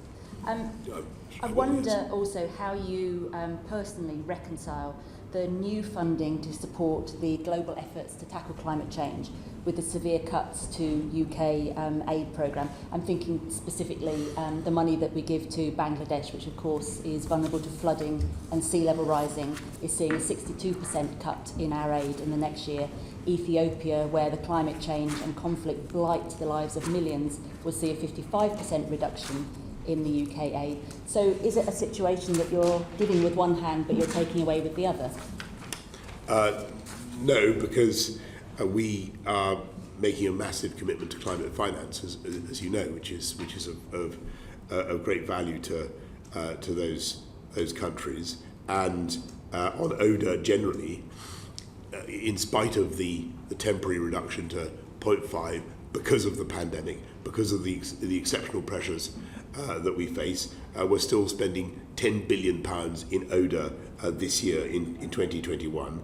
That means that we are the third largest ODA donor in the G7 as a percentage of GNI. We're the only G7 that's cut our funding, though. And the sum, the percentage goes back up, as you know, by 24-25. I think most people in this country can see what a huge sum of money we're giving to the world. They think it's right, but they also accept that in the grip of a pandemic, when we had to spend £407 billion to look after people in this country, it was right to adjust things. I understand that, but I think the problem is that the immediate pressing issues are not being funded, and yet we're seen to be dangling money for climate finance in the future. So I wonder how you actually reconcile those two things together in your own mind. We are funding the as much as we can of the pressing issues. 10 billion is a lot. We're investing more in, for instance, in girls' education, and we pledged another £430 billion for the Global Partnership for Education, for £1 million, I should say, Global Partnership for Education over the next 5 years. Thank you, Prime Minister. You have, though, cut 183 million to girls' education this year. Thank you, Chair. And please could we not forget the very important funding for securing women's rights to control over their fertility, so that we can help support population control in developing countries. Yes. That seems to be a very important part of it. Is. And education, if I may say so, Sir Bernard, is the prior. Yes, but education without access to contraception is not worth nearly as much, Prime Minister, is it? Yes, I agree. Thank you. We're now going to move on to the budget and spending block of questions. I'm sorry we're going to detain you a little longer, Prime Minister, but we're on good. We're not that far behind, I'm pleased to say, despite everyone going over time. Mel Stride, Treasury Select Committee. Thank you, Bernard, and good afternoon, Prime Minister. Good afternoon, Mel. In March, Prime Minister, you told this committee, and I quote, "I strongly believe in a low-tax government, and I am a low-tax Conservative." But I just wondered how you squared that with the fact that your latest spending commitments around the budget and the comprehensive spending review have led the OBR to forecast that the UK's tax burden will rise to its highest level since the government of Clement Attlee post-war. But for the very simple reason, Mel, Mr. Stride, that the country has been through the biggest fall in output, not just since the Second World War, but before the Second World War, the biggest that I can see for a very, very long time. And we had to look after people throughout the pandemic. We had to spend upwards of £407 billion on schemes to keep businesses going, to keep people, to put bread on family tables, to look after everybody in the country. And I think everybody understood the huge fiscal impact of that. If I can, I'd certainly accept we had to spend a great deal of money, but a big choice was made at the time of the budget, particularly with the forecasts having improved from March as to what the Chancellor did with that extra fiscal space. And he had a number of choices, and two of those were, did he spend more or did he relieve the pressure on tax increases? And the decision seems to have been taken that he would spend an awful lot more. In fact, in the budget, he trumpeted the fact that he was spending a greater increase in public expenditure than any government this century, I think he put it. Is that something you're comfortable with? And how does that square with your ambition by the end of this Parliament of getting taxes down? Well, what the Chancellor also did was cut taxes for the low paid very considerably, about but overall the tax burden is going to rise, isn't it? £1,200 for a single mum on or single parent on universal credit. But Prime Minister, in the round though, the tax burden is going to go up very considerably. So we've had huge corporation tax increases, we've had a freezing of the threshold for income tax. These are huge, broadly based tax increases that are going on. And I'm just interested in how you think we're going to get those taxes down, given all the spending that's going on. First of all, unemployment is much lower than forecast. People said it would be 12%. It's now actually running at levels we saw before the pandemic. It's quite an extraordinary thing. Unemployment is a very expensive as well as a very wasteful and hateful thing. So we're also seeing faster growth than many people forecast. We have the fastest growth. But the OBR's forecast on growth going forward is fairly anemic. We have the fastest growth forecast for the G7 next year. What I believe the Chancellor's strategy is, and it's what I certainly support, is to ensure that Britain, the UK, takes the steps now to deal with the debt that we built up, to deal with the fiscal impact of COVID, but also to make the long-term investment we need to drive up productivity and get growth out of the economy. Because just on the looking at the big, if you want the big economic strategy, for decades this country has underperformed in productivity and Can I just growth. ask on productivity, as you mentioned it, Prime Minister, you've urged at various points that companies should pay their workers more. Do you accept that if wages go up and productivity doesn't, and the OBR suggests it won't be moving very much over the coming years, that just leads to inflation? And are you concerned about inflation and the impact that that could have on the public finances? I think you've always got to watch inflation. The numbers today, I think, speak to the price of energy, the difficulties in global supply chains, an economy coming out of COVID. But I'd rather have a situation now in which there was a big demand for labour and an economy recovering strongly and people wanting employees, than a situation in which you and I remember well from decades ago, both in the 80s and in the 90s, of millions of people unfairly, unnecessarily having their talents wasted because of unemployment. That's far crueler. And what I hope is that we can see investments now leading to. You're quite right in the point that you make about wages without comparable productivity. Well, this increases. is a critical point. But that's why we need to invest now in the other ingredients that drive productivity: skills, training, infrastructure, and making sure that we have that people are able to live nearer their place. That's right, and that will take time. If that investment is made, it's not going to happen overnight. We're not going to see productivity suddenly spike up in the next year or two as a consequence of that. And is not the danger that by talking up wages as we are at the moment, with inflation so high, knowing that productivity is low at the moment and has been since the financial crisis of 2007, that we're going to push inflation still further? We could end up in a wage price spiral that will have devastating consequences on the public finances. So do you think that maybe the government needs to be a bit more thoughtful when it comes to this, urging employers to constantly put up wages without commensurate increases in productivity? I think you're, if I may say so, I think you're slightly over-egging what the government's been doing. Yeah. The government has, as it happens, I think that people should be paid fairly for what they do. I think it's right that the living wage has gone up. But wages and prices are not for the government to set. They're there for the market to agree. But they do condition the expectation amongst the labour market as to where wages might be going every time the government says, come on, everybody's got to have a pay rise, but there's no productivity improvement to go with it. Well, I think that... Point I think you're ascribing too much power. I think it was the Emperor Diocletian who tried that. And it didn't work. Well, that's an essay question we'll know the answer to in time. Welcome Pensions Chair Stephen Timms. Thank you. On the budget, I welcome the additional funding for universal credit in the budget, but shouldn't some of that have been directed towards people who are not working? There's almost a quarter of people who claim universal credit are not required to look for work because of their health problems or because they're caring for young children. They all lost the £20 a week uplift. They're facing the big price rises that we know about.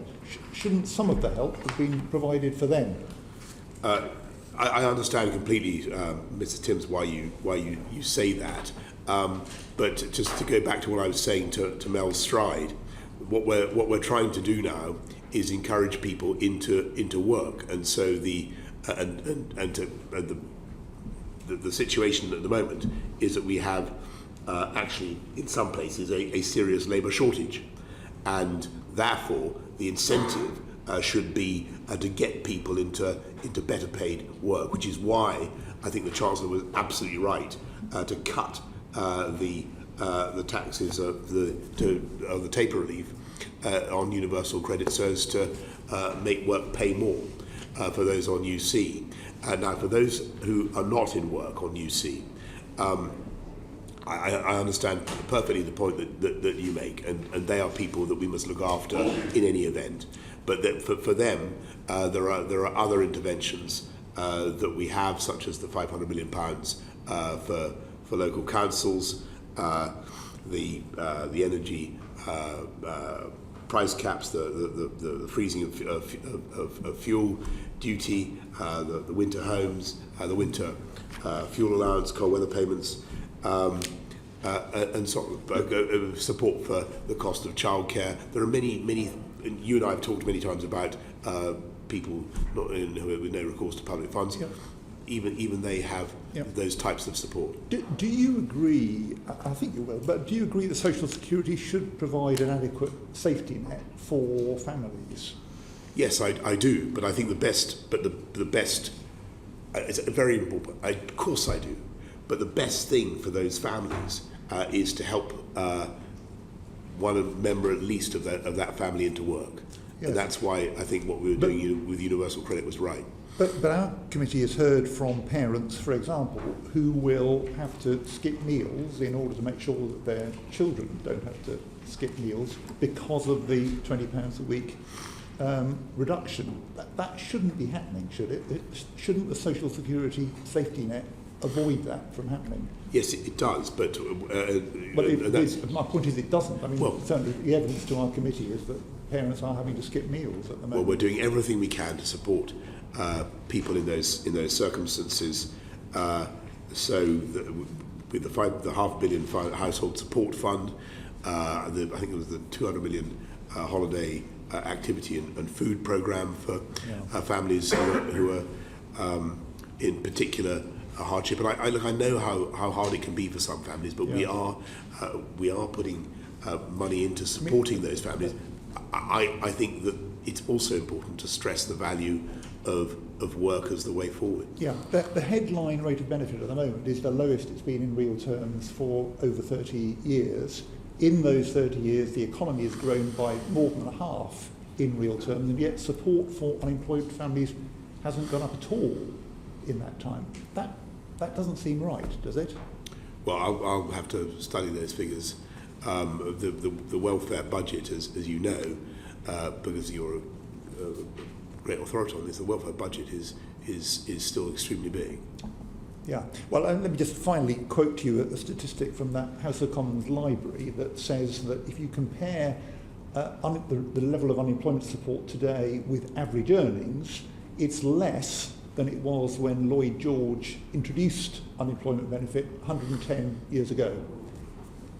There's something, I think, that's going seriously wrong there. Can I just ask about one different... Can I just repeat my point? We're in a situation now where there is a massive demand for labour, and we want to encourage people through the benefit system into work, and that's why it's structured in the way that it is. But you want them to afford meals, though. The meals, of course, and that's why we have the protections that we have.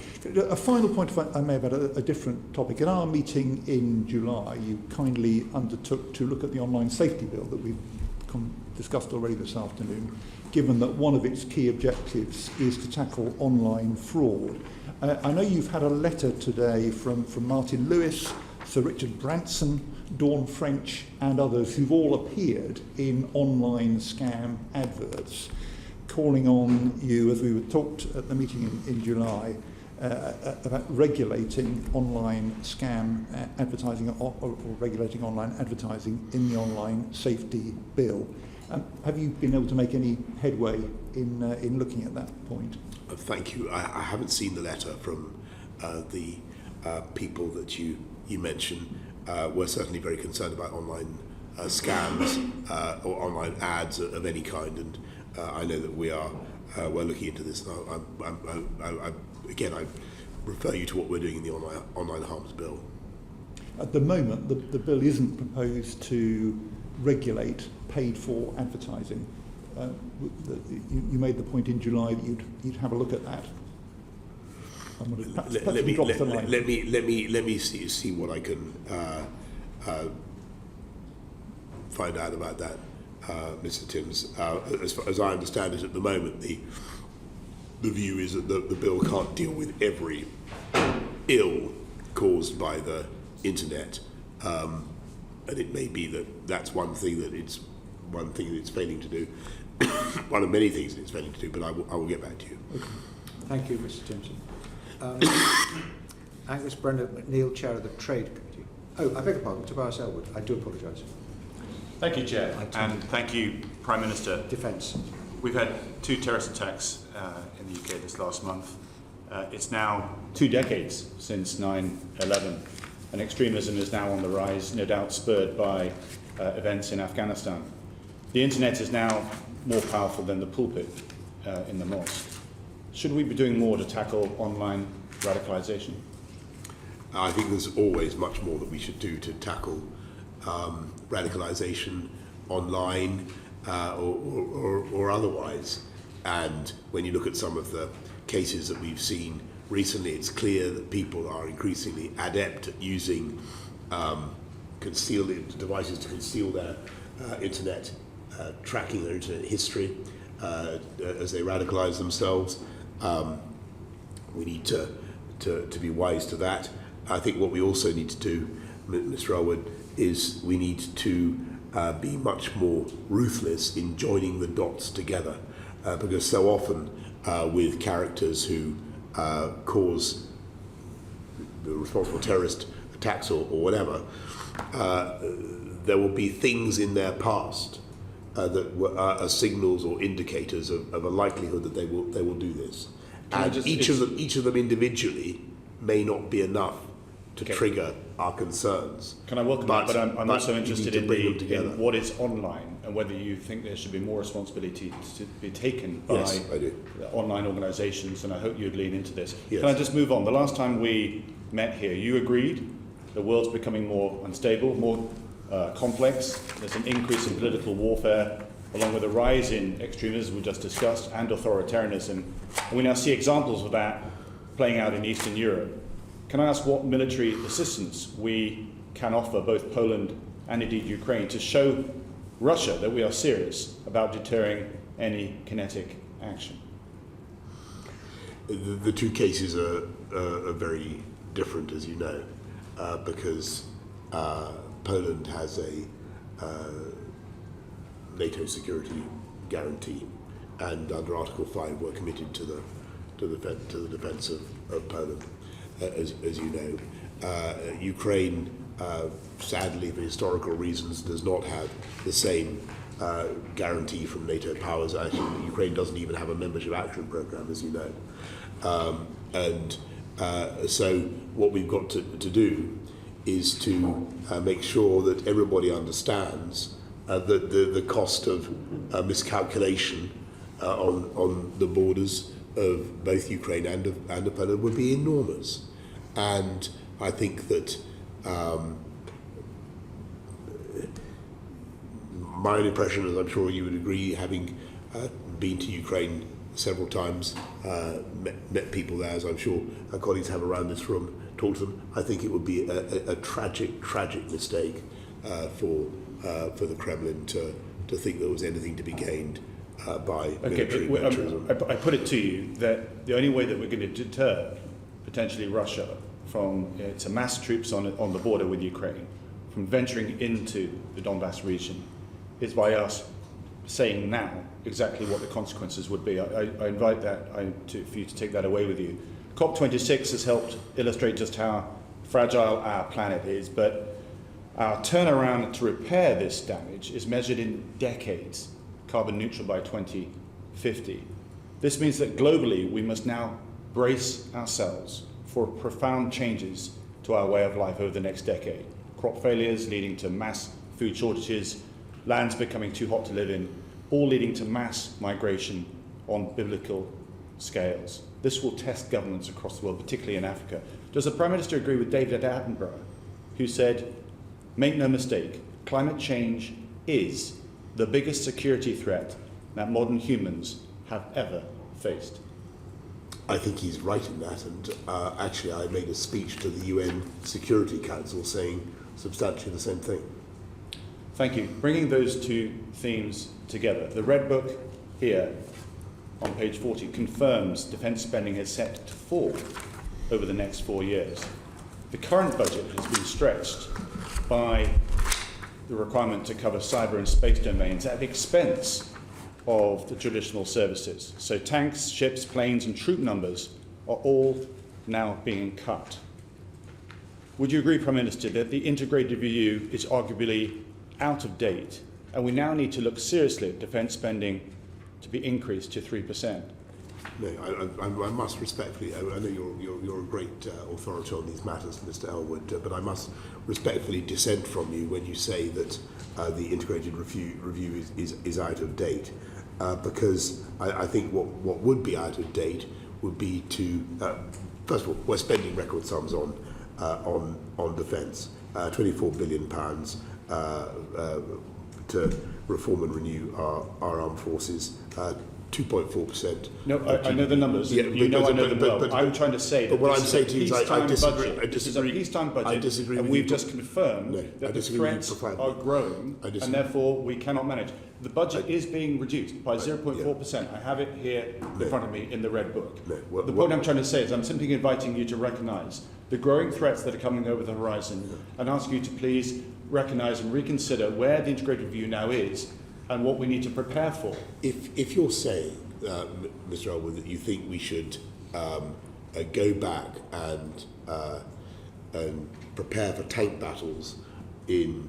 no, you're putting words into my mouth. I don't know but you're saying that you mentioned. But you mentioned tanks. On the European we are border. cutting back on our tanks. What is amassing on the Russian border, right on the Ukrainian border? It's tanks, arguably enough. Well, but that's besides the point. I'm saying step back, look at the wider security picture, look at our defence posture, and see what needs to be done. If you think that UK tanks are the answer, then... No, now you're going down an avenue. If you're saying that we should commit UK tanks to the defence of Ukraine... No, you're deliberately... I'm sorry, I'm really sorry you're taking us down this rabbit hole, because you know perfectly well it's not about tanks. I'm not taking you down a rabbit hole. Tanks are one element of a wide spectrum of our defence capability. You brought up tanks, Mr. Elwood. Tanks. You brought up aircraft. Tanks. 48 aircraft, F-35s. You promised 138. You've cut back to 48. You cut back on not just tanks, Warriors have been removed completely, Hercules aircraft removed completely, and then 10,000 troopers have been removed. So we can talk about tanks, or we can talk about the wider spectrum of capabilities that have been reduced. At the very time I'm trying to make clear that there are bigger threats coming over the horizon. Yes, Prime Minister. And I think what I'm trying to make clear is I think that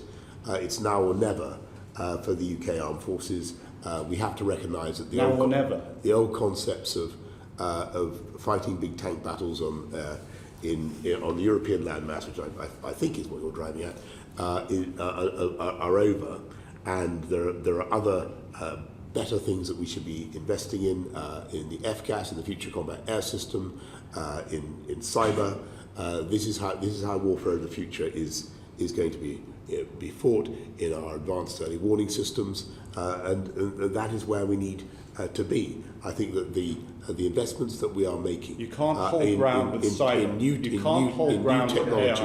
In new technology are absolutely indispensable to our ability to fight the wars of the 21st century. And I don't think that going back to a 1940s style approach will serve us well. Mr. McNeill, Trade Committee Chair.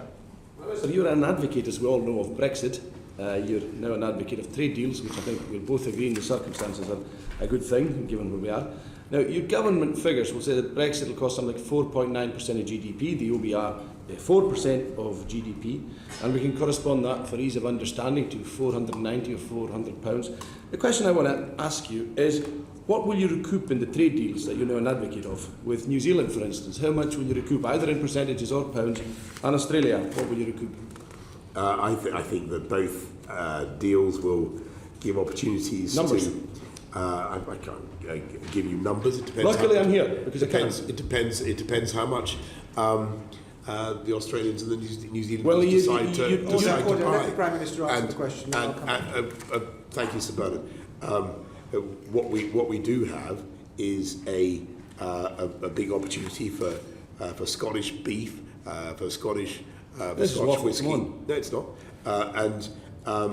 These industries. The numbers you're looking for. Let the Prime Minister answer the question. And I'll come back. With respect, Mr. Chairman, he's waffling. I'm looking for numbers. He hasn't got numbers. I'm wanting to progress. The UK deal alone could increase exports by about £100 million. That's quite a lot. That will be Scotch whisky. It's larger. Is that to be? Are you nickling? Are you no. I'm turning up your nose at that? I'm saying. Are you against it? SNP is against every free trade deal that's ever done. No, I've just and by said the I way, agree with it. never let it be forgotten. They were against joining the EU. Stop heckling yourself. What we're looking for here is the answer is for 400 or 490 pounds that Brexit costs. I mean, 400 or 490 pound Brexit costs. An Australian trade deal will take back £2. And a New Zealand trade deal would take back £1. So you're still £487 out of pocket, is the deal that you've landed the British people. And that is why you have the problems you have. You're in a pickle with Ireland, as well you know. It's probably knows the British problem in Ireland. Has Ireland been independent a nuisance to you, Prime Minister? Because I sometimes wonder if you wish it never became independent and richer per capita than the UK, or are you quite happy that it has? I mean, what is your relationship with Ireland at the moment, given the threat of the protocol and your triggering of 16? We have terrific relations with Dublin, and I think they're just about our biggest trading partner. Fantastic. At least you didn't quibble that they were being independent and in the EU, which some of the wider-eyed Brexiteers do quibble about. Moving on, do you think yourself, Sir Keir Starmer and Sir Ed Davies should stop sending big-value donors to the House of Lords, commonly known as cash for honours, and seen as a very corrupt practice internationally? I think didn't you raise that with me earlier on today? Yes, and I'm looking for an answer. Well, it was actually my colleague, Jonathan Edwards, applied. I happened to be sitting beside him. That's right. I saw you jumping up and down. And look, I think the answer to should the practice end? The answer to that is that these are by and large men and women who have contributed a huge amount to public life. Like £3 million. Until you get rid of the system by which the trades union barons fund other parties, we have to go ahead, or you have a completely taxpayer funded system of politics. We need to continue with a system by which public spirited people give donations. But find themselves in the House of Lords. This is selling peerages. The people who, the people you're talking about have done, I think, things that acts of great public service for a long time. You say you believe in levelling up. When will you level up the electricity market that's working against many parts of Scotland? Green energy that could be produced in Scotland's islands is cost far more due to the structures of your government to take green energy to the main UK market than to buy it from the equivalent distance in the continental market. It's something, if you believe in levelling up, that the transmission and distribution costs need to be equalised for fairness, and not just that, but for climate targets to be caught. And a very serious point in Scotland's islands could, if interconnectors were there and the right CFD levels were given, could make you less reliant, actually, on European producers. There is an issue about the cost of transmission, and you're right to raise it. We're looking at it. Okay, thank you for that. Last point I want to raise with you was when we spoke in this format happily 14 months ago. I see you recall it. You said, I asked you about who would be responsible in the UK for empty supermarket shelves, and you said it's certainly going to be me and the government. Do you stand by that still? Yes, I do. Because you're responsible for empty supermarket shelves. What do you mean by responsible? Well, responsible for trying to help improve supply chains, and that's now starting to happen. But the problems, the responsibility for the problem is one that's caused by a great many global factors. If you're talking about HGV drivers, there are shortages of HGV drivers around the world. You did, I remember. But there are shortages of HGV drivers in the United States and in China and across the world. What we're doing now is trying to accelerate the progression. Do you think Brexit's made it worse? No, I think that it's a pan-European problem, and what we want to see is people in this country wanting to become HGV drivers because it's a well-paid, highly skilled job with good conditions. And I think sometimes, frankly, the conditions have not been very attractive, least of all for women. Thank you, Sir Bernard. Well, Prime Minister, if you want me to renew my HGV Class 1 licence, I'm standing by. Yeah, well, I think Jeremy Hunt, anyway. Health Committee Chair. Prime Minister, there's no one after me, so you can relax and take your time. I've just got two topics, and I'm sure we can get through them briefly. The first one is about Nazanin Zaghari-Ratcliffe. Yeah. Her husband Richard, as you know, just completed 21 days of hunger strike, and the Iranians have often linked her detention and that of Anousheh Shouri, Murad Tabaz and Miran Roof to repayment of a historic debt. Can I just confirm with you that as an independent sovereign country, the decision to repay that debt is our decision, and no other country, certainly not the United States, has any kind of veto over that decision to repay that debt? Well, Jeremy, Mr. Hunt, you'll be familiar with the complexities of this sad, sad case from your own time in the Foreign Office, and you'll know how difficult it has been to, forgive me, to resolve. But what I can tell you is that we continue to work with the Iranians, but of course with other partners around the world, including the Americans, who have similar problems of dual nationals in detention in Iran. Am I happy with the way things are at the moment? No. Should we be able to sort it out immediately with a snap of the fingers by repaying the IMS obligations? Yes, in an ideal world that would be terrific. But as you know from your own experience, it's more complicated than that. I do understand that, and I understand there are sanctions. Yesterday, Jeremy Wright, former Attorney General, said that because the debt predates the sanctions, there is a legitimate argument that it would be okay to pay it. But if you can't use a bank to repay it for various reasons, why can't we do what President Obama did in January 2016 and fly over a crate of cash to Tehran and just repay that debt? Well, it's certainly worth considering. But as you know, there are complexities attached. I do understand that. And I think it is also important to recognise that there are other dual nationals, UK dual nationals, UK in addition to Nazanin, who form a part of the equation, and we have to be very sensitive to their needs as well. I absolutely understand that. Now, there's one thing that you could say to all of them that would give them great comfort, which is that their fate won't in any way be linked by the UK to the outcome of the JCPOA talks in Vienna. They won't be used as a pawn to put pressure on the Iranians. I mean, last thing I wanted to say is Nazanin herself is under house arrest effectively, but she can see TV clips.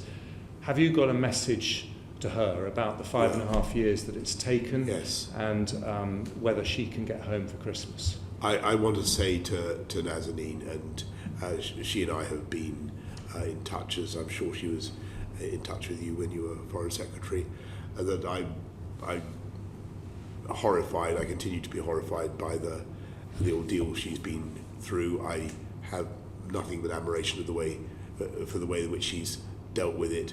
It's been unbearable to witness, and I know how much she wants to come home and to see her family and to see Richard, to see her daughter, and to be able to come back to this country. I can tell you that we are working as hard as we can to ensure that we deliver that. It is not easy, and if I could tell Nazanin now that we'd have her home for Christmas, I certainly wouldn't. It breaks my heart that I can't make that promise, but we will continue to do what we can. Thank you. Second area from me, completely different, it's NHS staffing. And we know that in the pandemic we've recruited 5,500 more doctors, 10,000 more nurses, which is very welcome. But we also know that there are 93,000 vacancies in the NHS, with shortages in every single specialty. Now, Sir Bernard, I and 5 other Select Committee chairs have put down an amendment to the Health Bill asking for independent estimates to be published every couple of years as to how many doctors and nurses we should be training. Will the government support that amendment? Well, I'm very interested in what you're saying, and I'm very interested in the amendment, but we have our own targets and ambitions as government, as you know. We want another 50,000 more nurses, and we're on track to deliver that by the end of the Parliament. There is now a record number of healthcare professionals in the NHS, more than ever before. We are working as hard as we can to get more GPs, which was raised earlier with me in the House, and to get more radiographers. We're short in many key areas. Whether our campaign would be helped by the measures that you propose, I can't say, but we're very happy to study them. Just to be clear, we're not asking for any new targets, just for independent estimates of the numbers that we should be training, given that it takes 7 years to train a doctor. But could I just ask you to put yourselves in the shoes of a doctor or nurse on the front line? So the Royal Colleges, just to give you the exact numbers, who are by no means political extremists, they're very reasonable. They have calculated we need 500 more obstetricians, 1,400 more anaesthetists, 1,900 more radiologists, 2,000 more midwives, 2,000 more A&E consultants, 2,500 more GPs, and 39,000 nurses today. So why would you not want to give those people on the front line the encouragement that we are at least, if we can't solve the problem right away, we're at least training enough for the future? Well, I'm not ruling your idea out, Jeremy. All I'm saying is that we've set some pretty ambitious targets already. We've got record numbers in the NHS. We'll look at your idea. Thank you. And last one, Sir Bernard, very briefly. Yes. All that training is funded by Health Education England, but even after the spending review, they still haven't been given their budget. Could you promise, with all these desperate staff shortages, that it won't be cut in real terms? The budget and the spending review add another 36. If you look at the health and social care, but the bit of it that's on training has not been settled. Another 36 billion on top of the extra 92 billion that we put into frontline healthcare, on top of the 33 billion that we put in 2 years ago when we came in. I'm sure that there is within the NHS budget there must be funds for health education, but I will look at what you say. Thank you. Thank you. Thank you, Prime Minister. Thank you very much. You've been generous with your time with us today, and generous that you've given us the 3 sessions this year on top of the delayed session in January. So it's the 4th session. This is the 4th session. As you are right. Yes. But thank you for that, and we will see you next year. See you next year. Thank you. Thank you. Order.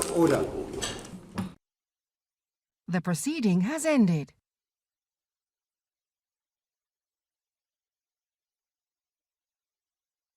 The proceeding has ended.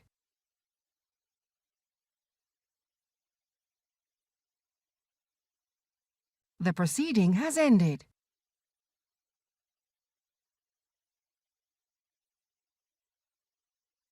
The proceeding has ended.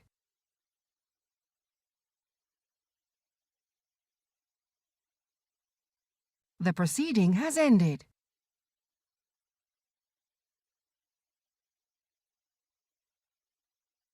The proceeding has ended.